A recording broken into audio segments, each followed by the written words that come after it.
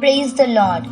இயேசுவின் 12 சீடர்கள் என்றாலே 3 முறை மறுதலித்த பேதுரு, காட்டிக் கொடுத்த யூதாஸ், அன்பு சீடன் யோவான், வரி வசூலித்த மத்தேயு என்ற சிலருடைய பெயர்தான் நம் ஞாபகத்திற்கு வரும். இயேசு தமது நற்செய்தி பணிக்காக தேர்ந்தெடுக்கப்பட்ட ஒருவர் தித்தேமு எனப்பட்ட தோமா, செயின்ட் தாமஸ். இவர் சந்தேக தோமா, டவுட்டிங் தாமஸ் என்ற பெயராலும் அழைக்கப்படுகிறார். இவர் முதல் நூற்றாண்டில் பாலஸ்தீன நாட்டின் கலிலேயா என்ற பகுதியில் பிறந்தார். கல்வி அறிவு பெற்ற இவர் தச்சு வேலை செய்வதில் வல்லவராய் திகழ்ந்தார். எந்த ஒன்றின் உண்மை நிலைமையையும் கேள்வி கேட்டு தெளிவுபடுத்திக் கொள்ளும் குணம் கொண்டவராய் இருந்தார். இயேசுவை போன்ற தோற்றம் கொண்டவராக இருந்ததால் இவரை திதேமோஸ் என்று அழைத்தனர். இவர்தான் தென்னிந்தியாவிற்கு சுவிசேஷத்தை பிரசங்கிக்க வந்த அருமையான சீடன். இவர் கிறிஸ்தவ சமூகத்தை தோற்றுவித்தவர் என்றும் இந்தியாவின் புனித பாதுகாவலர் என்றும் அழைக்கப்படுகிறார். மத்தேயு, மார்க்கு, லூக்கா ஆகிய 3 சுவிசேஷங்களில் தோமாவின் பெயர் மட்டும்தான் இடம்பெற்றுள்ளது. ஆண்டவராகிய இயேசு கிறிஸ்துவோடு அவர் கொண்ட உரையாடல்கள் யோவான் சுவிசேஷத்தில் கூறப்பட்டுள்ளது. லாசரு இறந்ததை அறிந்த இயேசு மீண்டும் யூதாவுக்கு போவோம் வாருங்கள் என்று சீடர்களிடம் கூறிய போது அவர்கள் அவரிடம், ரபி, இப்போதுதானே யூதர்கள் உம்மேல் கல்லறிய முயன்றார்கள், மீண்டும் அங்கு போகிறீரோ என்று கேட்டார்கள். அதே நேரத்தில் தோமா மற்ற சீடர்களிடத்தில், நாமும் செல்வோம், அவரோடு இறப்போம் என்று துணிவுடன் கூறியதை காண்கிறோம். இயேசு இறுதி இரவு உணவு வேளையில் தாம் பரலோகத்திற்கு செல்வதை குறித்து மறைபொருளாக பேசிக் கொண்டிருந்த போது தோமா அவரிடம், ஆண்டவரே, நீர் போகிற இடத்தை அறியோமே, வழியை எப்படி அறிவோம்? அதற்கு இயேசு, நானே வழியும் சத்தியமும் ஜீவனுமாய் இருக்கிறேன், என்னை அல்லாமல் ஒருவனும் பிதாவினிடத்திற்கு வரான் என்ற வார்த்தைகள் வெளிப்பட்டன.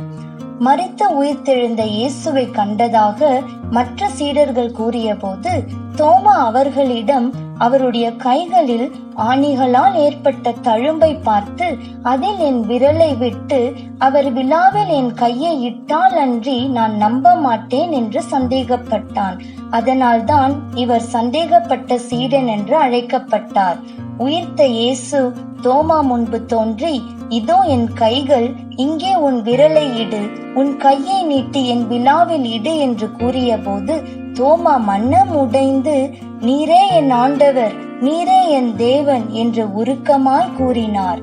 உயிர்த்தெழுந்த ஆதாரத்தை கண்ணார கண்டான் தோமா.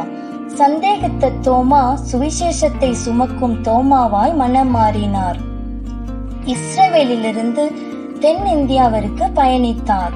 கிபி 52 கேரளாவிற்கு வந்து இயேசுவின் அன்பையும் அவர் உயிர்த்தெழுதலின் செய்தியையும் அனைவருக்கும் பிரசங்கித்தார். அநேகருக்கு ஞான ஸ்நானமும் கொடுத்தார். 7 இடங்களில் திருச்சபைகளையும் ஸ்தாபித்தார். கொடுங்கல்லூர், கொல்லம், நிரணம், நிலக்கல், கோக்கமங்கலம், பரவூர், பழையூர் என்ற இடங்களில் உண்மையோடு ஊழியம் செய்தார். அதற்கு பிறகு மலபார் பகுதியில் இருந்து தமிழ்நாட்டில் உள்ள மயிலாப்பூருக்கு பயணித்தார்.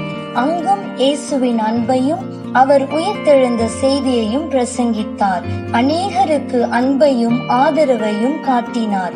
தோமா மீது பொறாமை கொண்ட சிலர் அவரை ஈட்டியால் குத்தி கொலை செய்தார்கள்.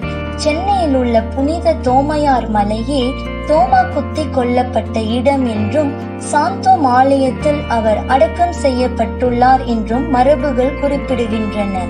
அவரின் கல்லறை பீடத்தில் நீரே என் ஆண்டவர், நீரே என் தேவன் என்ற புகழ் வார்த்தைகள் பொறிக்கப்பட்டுள்ளனர். தோமாவும் மற்ற சீடர்களைப் போல கிறிஸ்துவுக்காக இரத்த சாட்சியாக மரித்தார். 1969ஆம் ஆண்டு புனித தோமாவின் விழா நாளாக டிசம்பர் 21ஆம் தேதியாக குறிக்கப்பட்டிருந்ததை திருத்தி ஜூலை 3ஆம் தேதிக்கு மாற்றப்பட்டு தோமாவின் விழா நாளாக கொண்டாடுகின்றனர். தோமா தன் உயிரையே தியாகம் செய்து மெய்யாகவே இயேசு கிறிஸ்து உயிர் தெழுந்ததை நிரூபித்து விட்டார். நம்முடைய வாழ்க்கையிலும் தோமாவை போல மற்றவர்களுக்கு இயேசுவின் அன்பை வெளிப்படுத்தி சாட்சியாக வாழ்வோமாக. ஆமேன்.